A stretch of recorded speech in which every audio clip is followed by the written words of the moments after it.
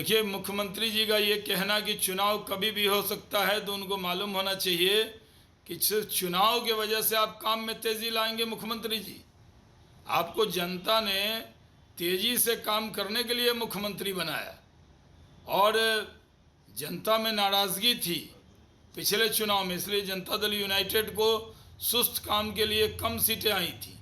आपको तेज़ी लाना चाहिए। ये राजद के लोग, जदयू के लोग ये चुनाव को देखकर ही काम करते हैं। कुछ तो नरेंद्र मोदी जी से सीखना चाहिए।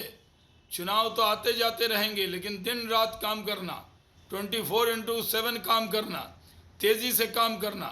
जिस प्रोजेक्ट का शिलान्यास प्रधानमंत्री मोदी जी करते हैं, उसका तेज़ी से काम करके उद्घाटन भी वही करते हैं। यही सीखना चाहिए। आखिर क्या वजह है कि जो केंद्र से आप कुछ ना सीखे, तो कम से कम मोदी जी से कंपटीशन करके काम में कर लीजिए। तेज़ी से काम कैसे होता है? नरेंद्र मोदी जी अगर 900 करोड़ का संसद बनाते हैं तो देश दुनिया में चर्चा होती है, और यहाँ 1000 करोड़ से ऊपर का जो पुल है वो बिहार में कभी उड़ जाता है हवा में, फिर बह जाता है और ढह जाता है। यही तो बिहार की सरकार का काम है।